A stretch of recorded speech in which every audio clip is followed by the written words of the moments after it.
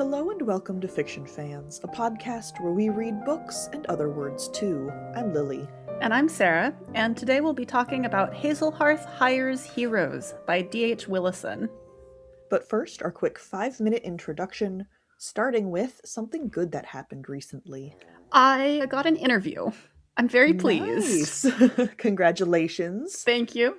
This company seems to be moving at lightning speed. Yeah, that's really fast. Yeah, I don't know if that means that the rest of the hiring process is going to be fast, or even if I'll get past the first interview, but I think it's a positive indicator. And it at least gives you, like, some optimism. It keeps the job hunt from feeling like a grind, right? You're not just shouting into the void. Yeah, I mean, regardless of whether or not I get this position, which I'm still kind of on the fence about whether or not I even want it, but just getting the interview is nice because it means that, hey, I do have the qualifications for these positions. It kind of counteracts that imposter syndrome, so. Yeah, that's good. My good thing is that I did not do any gardening the last couple of very sunny weekends because it snowed yesterday, which was fine because I had nothing to do and there was one of our fruit trees bloomed, so that's probably not going to go anywhere. Yeah, probably not. But I was just imagining like sad little baby tomato plants buried in the snow. Yep. March was so warm and sunny. Like, even the whole winter's been really mild, so I think it lulled everyone into a false sense of security. The snow looked lovely, though. It was beautiful. You sent me pictures. Yeah. Like, it was picturesque, because it wasn't a storm. It was just, like, lovely, fluffy snowflakes gently falling all fucking day. And no baby tomato plants were harmed, at least in my yard. I'm sure someone was like, oh no. What are you drinking today?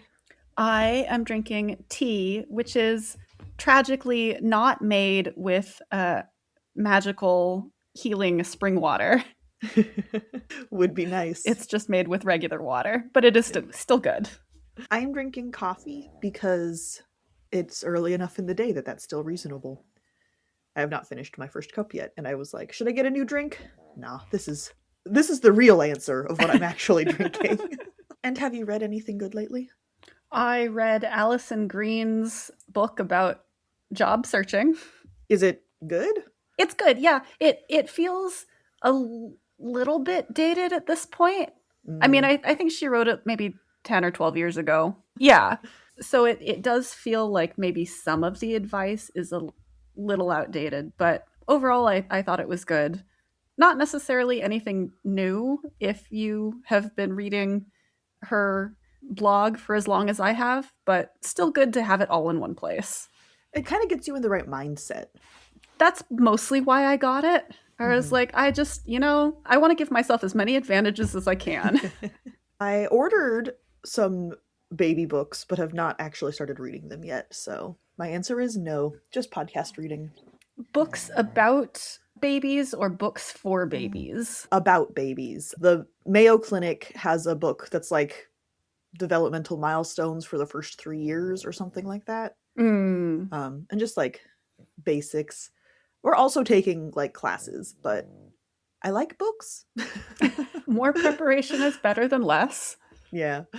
And it's one of those things where it's like, there's no such thing as preparation because you have no clue what your actual child is going to be like. But I like having at least some resources. Googling things, searching for information on the internet is such a crapshoot. It always has been, but I feel like I have a harder time of analyzing source quality these days. Like, there's a lot of AI slop on there now. So I do think that it's harder to sift through and find the good stuff. It certainly takes more time to do so. Yeah. It's not as quick. So, and just having like an authority, a printed authority reviewed by a medical institution is nice just to have like as backup. Absolutely. Yeah. Anyway, we're here to talk about Hazelhearth Hires Heroes. Do I think the cover prepares you for this book? The cover felt sillier than the book is. Although the book is also like lighthearted. So maybe I'm back on board. I don't know. I think it's an accurate representation of the kind of story you're likely to find. Yeah. I guess the art style is a little bit cartoony, which is not typical like for a fantasy novel. I did think that it was going to be more of a young adult novel based on the artwork than it ends up being. I mean, I would call this firmly a novel for adults. Not to say that people of differing ages can't enjoy it, but I think I would have loved it in high school. I just don't think that it's like written for high schoolers. Yes, that's what I'm saying. Yeah. No, yeah, and then when you start reading it, there are a couple of things that jump out. There are a few Japanese-isms, if you will, in the world building. Yeah, once you get to the secondary world. So that actually kind of leads to my question. Is this lit RPG? Does it qualify as isekai? Those are not mutually exclusive genres, but they're not genres that I've read at all. So isekai is a portal fantasy, right? Yes, I think so. Which that this is the extent of my knowledge. They literally go through a portal, so how could it not be? Yeah. Although our two main characters that do accidentally go through a portal into this fantasy world are from the early 1900s, which felt very new to me, but I also don't read a lot of isekai, so maybe that's normal. But I associate that trope with modern, like, contemporary humans. Yeah, I don't know. It's not a thing that I have a lot of experience with. Yeah, me neither. I am technically our resident lit RPG expert because I have read one entire issue of Dungeon Crawler Carl, or I guess book, volume, whatever. Which means I know more about it than you do. It's true. But that's still the extent of my experience. I think it's probably like a light lit RPG because there's talk about levels and classes. So there's that verbiage that you get from role-playing games that gets brought into this, right? But it felt so much less obtrusive than it does in Dungeon Crawler Carl. It felt very much like not a mechanic of the world, but a mechanic of the guilds. Yeah, it's so there are levels, but that's really just like mercenary rankings. Yeah, so it felt like, you know, you're an entry level position, and then you get a promotion to rank 1, and then rank 2, et cetera, et cetera. Yeah, except by saying level 1 instead of rank 1, it's just kind of a wink, wink, nudge, nudge for the reader. Yeah. But it doesn't, I don't know.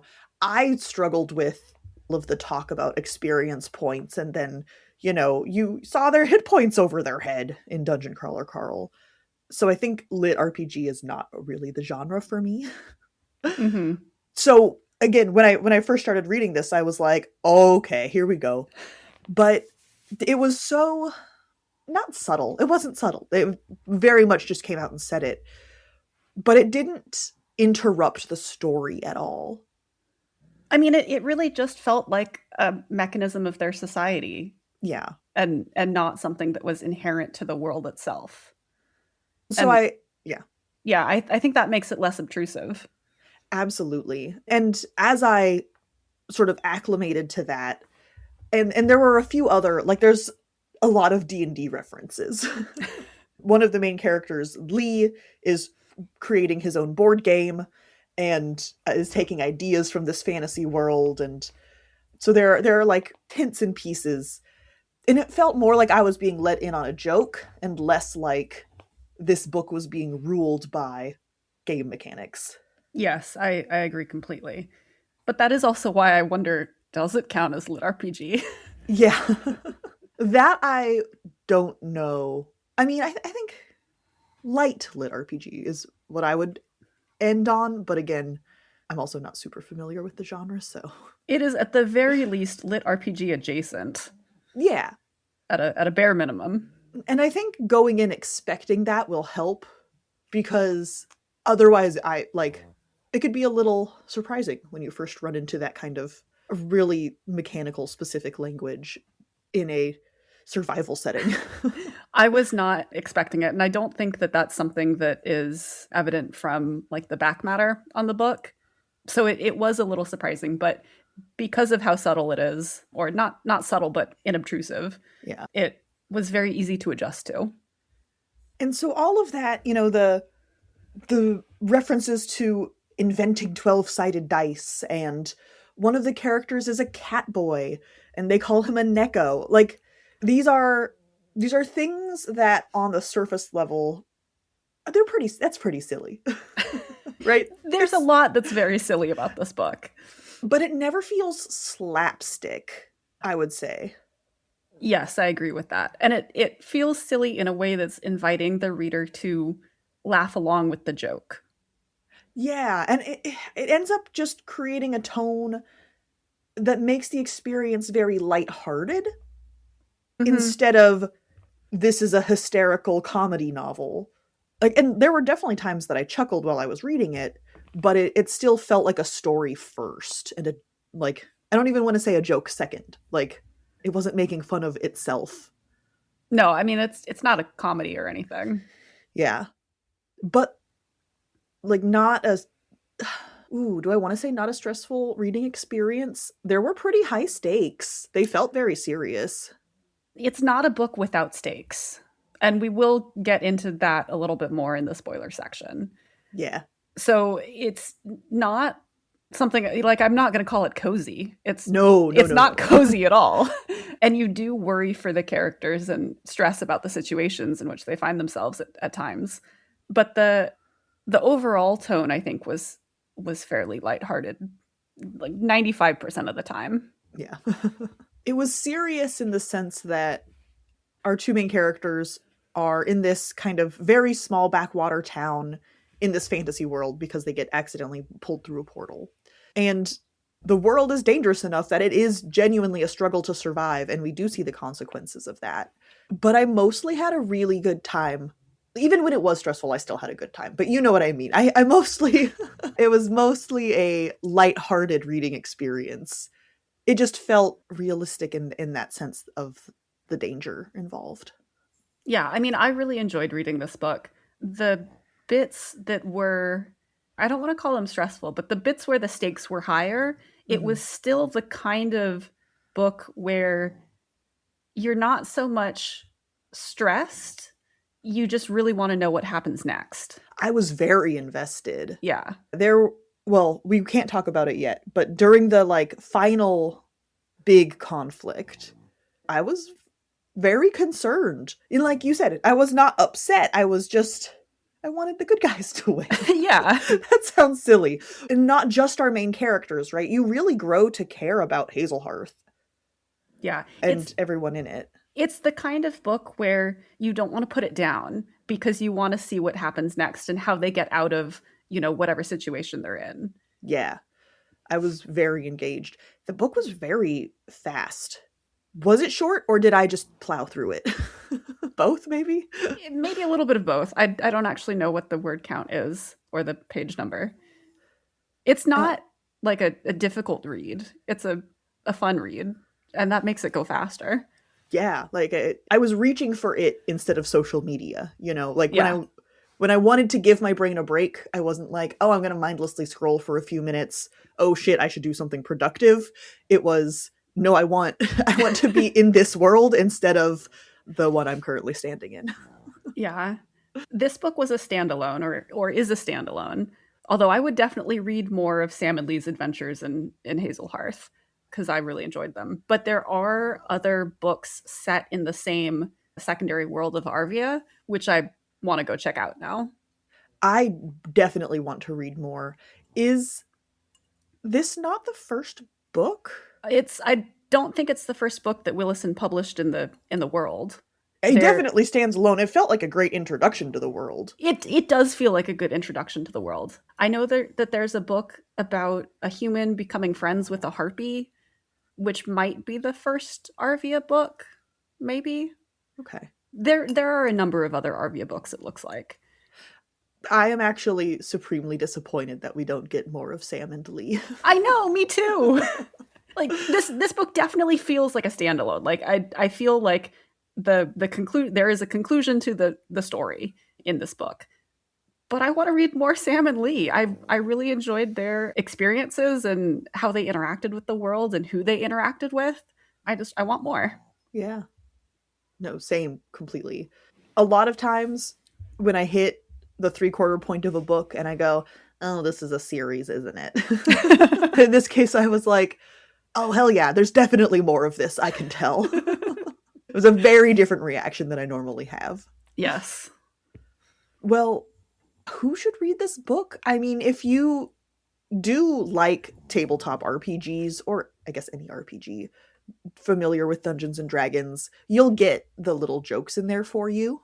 Do you think you need to be familiar with RPGs? I don't think so. I don't think you need to be familiar with RPGs. It probably helps. You'll get more of the jokes for sure. Yeah, you'll get more of the jokes, and you'll have a more innate understanding of how their leveling system works. But you don't need any of that background knowledge.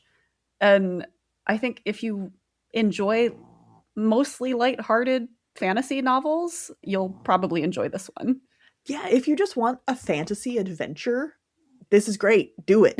Yeah, where you come out of it feeling good. Yeah, definitely. And like, yes, they're in these situations. It is vaguely D&D-esque. There is fighting, but they also try to solve things through, conversation and other methods. So that was nice too. Oh, I really appreciated that, which I think is something we're going to talk about more in the spoilers section. But it's often so ridiculous to me when people are in mortal peril and they choose to put themselves in more danger just to go do the big heroic thing. Yeah, I agree completely.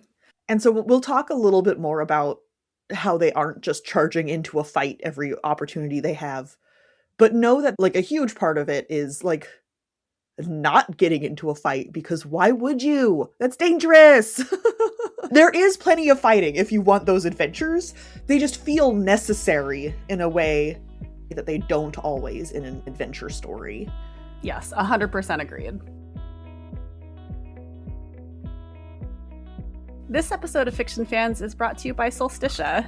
That's our zine. Each issue has a different theme that celebrates genre and genre blending in a new way.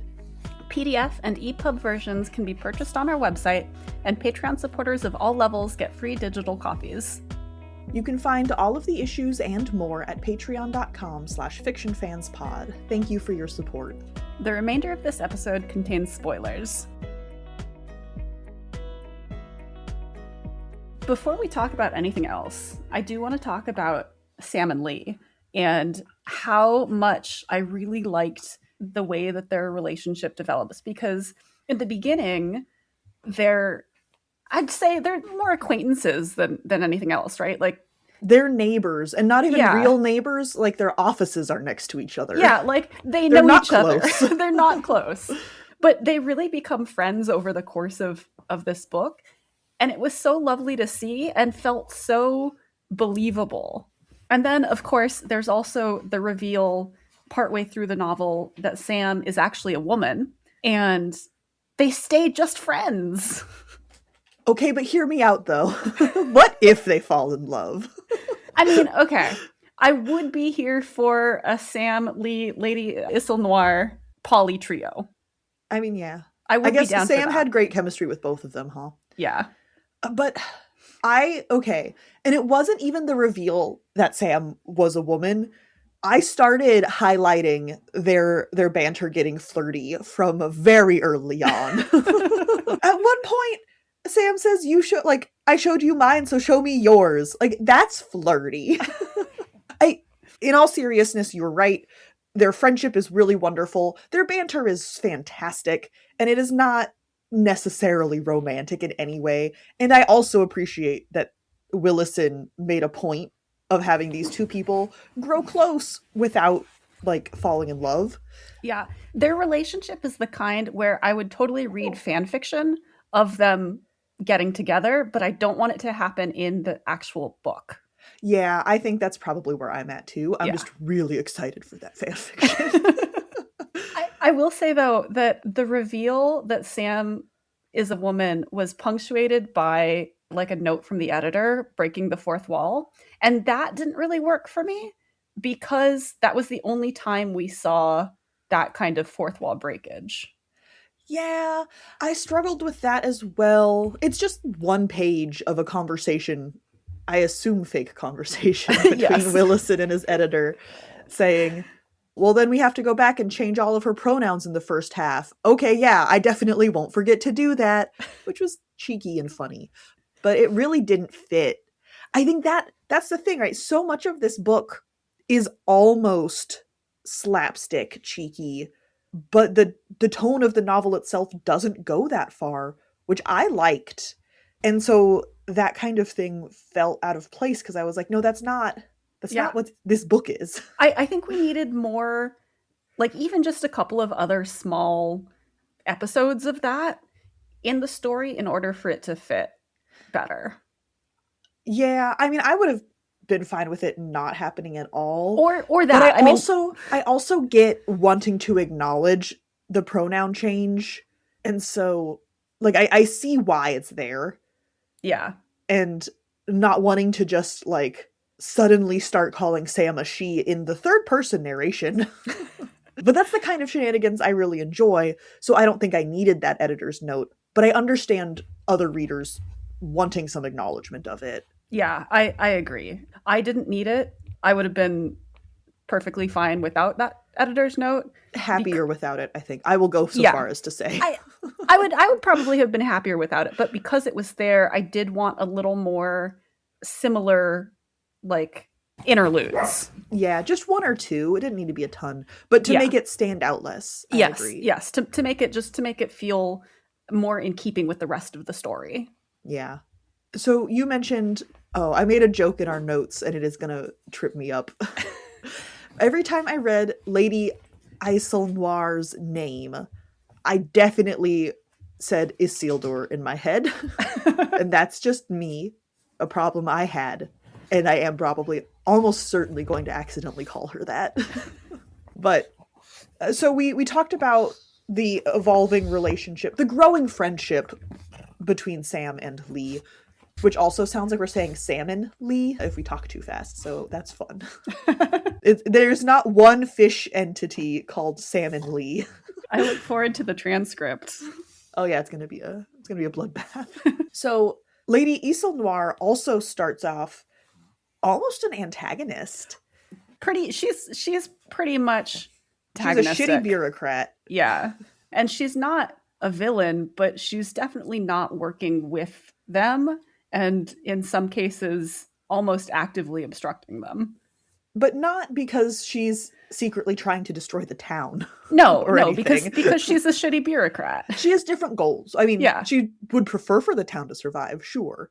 But we see her grow over the course of the book and like really respect Lee and Sam and the other people and the town itself. And I thought that growth was really well done. She still felt like the same huge bitch, but a huge bitch that respected them. And I thought maintaining her kind of aloofness and privilege while still showing her changing opinion for the other characters around her was just really well done. Yeah, I agree entirely. She was clearly the same person. Yeah. You know, from beginning to end, but she had grown in the way that she respected the skills of the entire crew and respected the people of Hazelhearth. And it felt really satisfying to see that character growth.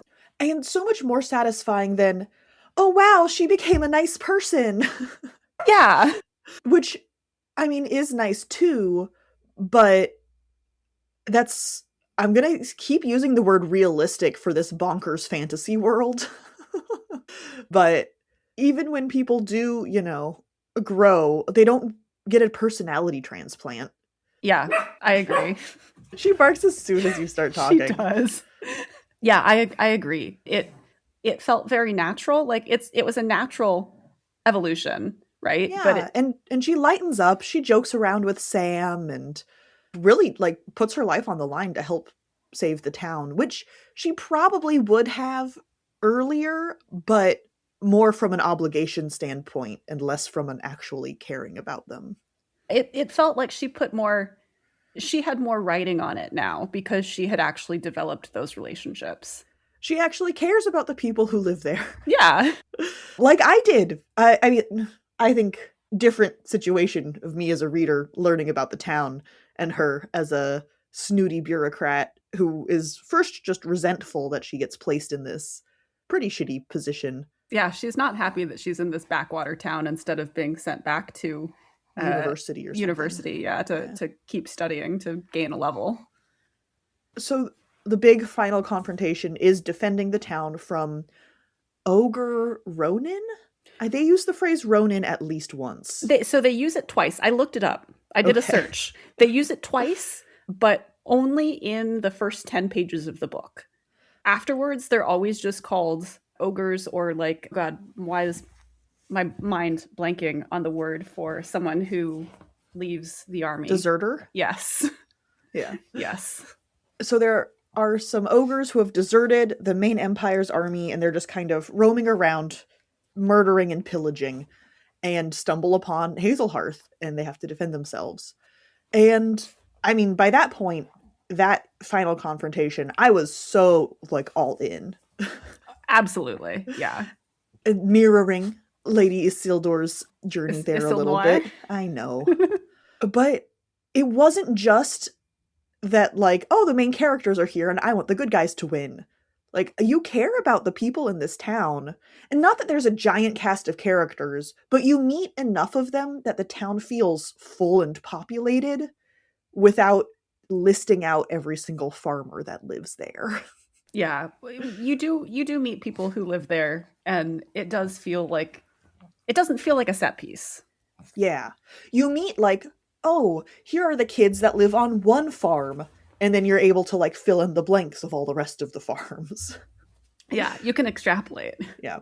And people do die. Not the main characters, which does give it some, like, element of plot armor, right?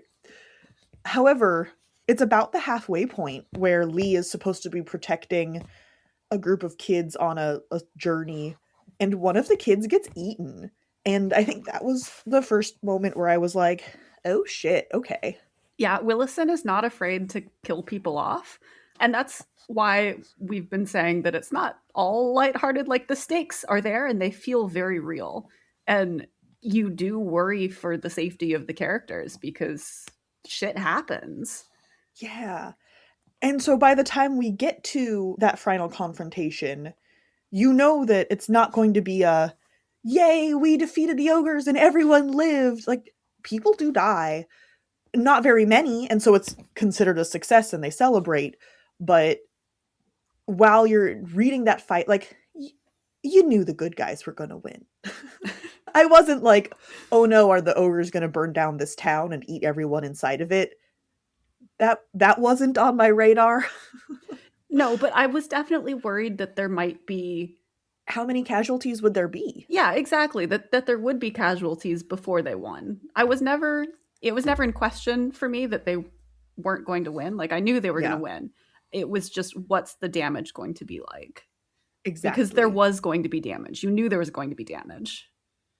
And so just having that line walked where I was so invested, and I, like you said, knew that there would be consequences, just didn't know how big they would be, I think was like a really great way of making it feel serious and real without making it stressful. Yeah, and that's a really fine line to walk too. Like, it's hard to get that balance right, and I think Willison does that really well. So well. In the earlier combats too, where it's much lower stakes, right? It's just our main characters learning how to be adventurers, traveling around, accidentally bumping into animals, running away from a herd of sheep. Although they were fantasy sheep. I don't remember what they were called. My brain is saying cryptid, and I know that's wrong. Fantasy sheep works just fine. So they are in real danger. And that's one of the things, right? They run from the herd of fantasy sheep, not because the sheep are dangerous, but because they are prey animals and they don't want to run into anything hunting the sheep, which is so smart. Yeah. And we were talking about this a little bit earlier in the non-spoiler section, but it was really nice to see characters acknowledge that they live in a dangerous world and that they are not, at the top of the food chain, and that they do have to be careful and they can't solve everything just by taking a sword and chopping at things. Yeah, and even then, why would you want to? Like, even if you are the best fighter in the world, why would you be getting into fights just for the hell of it? With and they talk about this too. Like, these are just animals roaming the wild. Like, why would we go out of our way to kill one tiger? There's more tigers. That doesn't accomplish anything except killing this poor animal. It just felt so measured and logical in a way that I don't typically expect from my fantasy adventures. It was very reasonable. Yeah. And yeah, that's not something I tend to expect from this kind of novel. And so they always try to avoid a fight, which I really liked. They weren't able to avoid all of them. So you are still getting fight scenes and fun, fantasy adventure. But it always feels so justified, which made me more invested because I actually cared instead of just rolling my eyes at, okay, Conan the Barbarian's running in again. Well, and it also felt like they were really playing to the strength of each character because not everyone is good at fighting. So that was also a nice acknowledgement for me. I really loved, I think the best example of this is when Lee and Sam are in the caves, which is all I'm going to say there. Read the book. They're in some caves. And they encounter a, torso up human centipede creature thing that's carrying a big harpoon-looking doohickey. And they realize that it's not a weapon. It's like a gathering tool. They start, getting ready to defend themselves and attack this thing, but realize that it's not attacking them. And so they are actually able to negotiate, not through speaking the same language, but avoid conflict.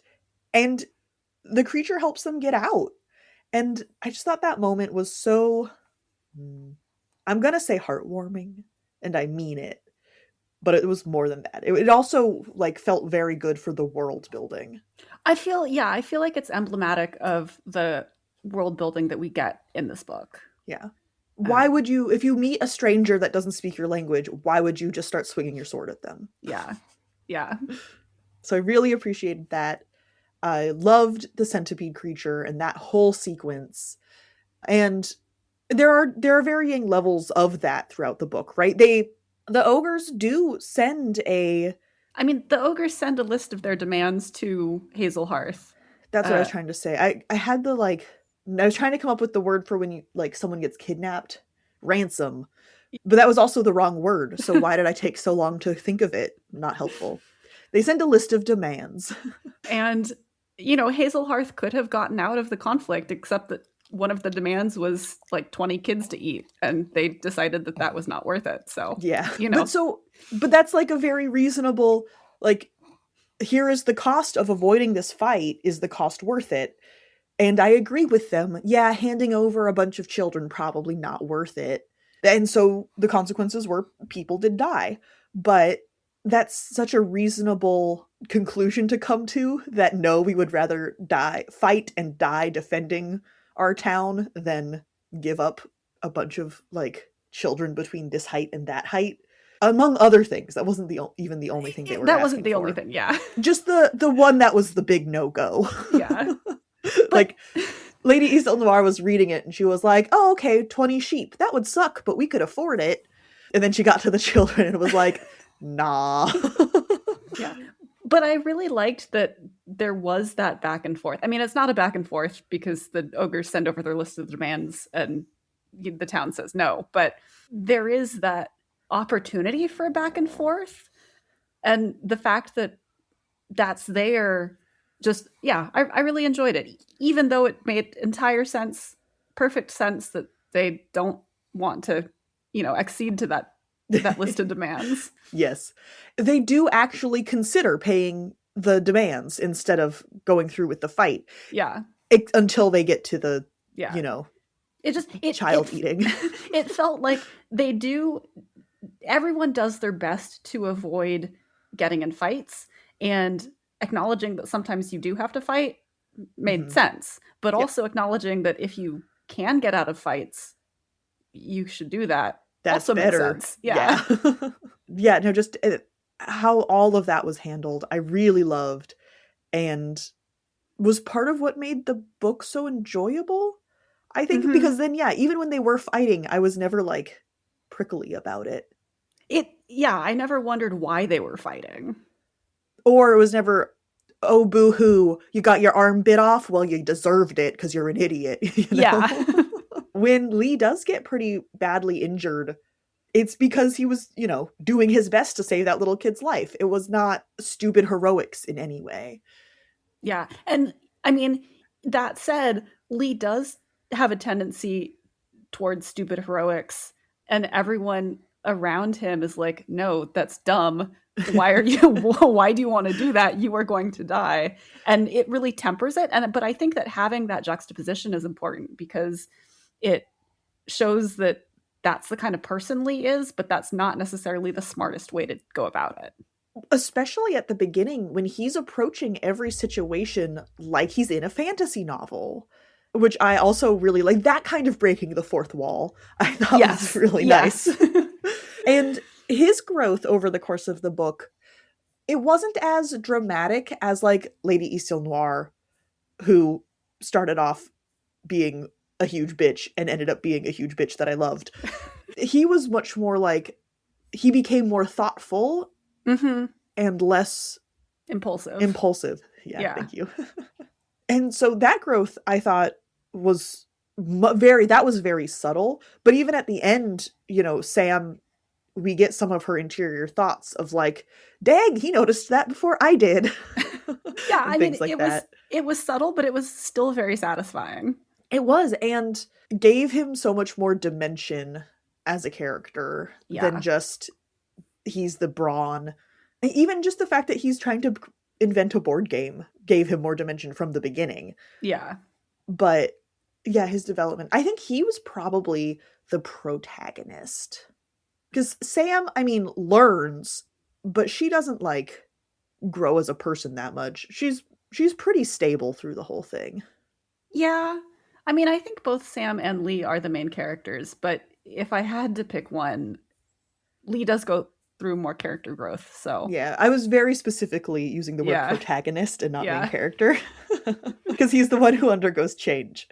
But the two of them like work like bouncing off of each other, and their banter and everything was just really enjoyable, even if they don't kiss. No, but see, that's what the fan fiction is for. Yeah, I mean, that's exactly the right like line. I like that they don't get together in the book. I just think that they had a really solid friendship relationship, and that you could build off of that is all I'm saying. I mean, I think the best romantic relationships start out as friendships. So in that sense, yes, I agree with you. Yeah, solid basis. Yeah. So I'm going to go write some Sam and Lee fan fiction. I'll get back to you in a couple weeks. Goodbye. Send it to me when you're done. I will read it. Thank you so much for listening to this episode of Fiction Fans. Come disagree with us. We're on Blue Sky and Instagram at FictionFansPod. You can also email us at fictionfanspod@gmail.com or leave a comment on YouTube. If you enjoyed the episode, please rate and review on Spotify and Apple Podcasts, and follow us wherever your podcasts live. We also have a Patreon where you can support us and find exclusive episodes and a lot of other nonsense. Thanks again for listening, and may your villains always be defeated. Bye! Bye!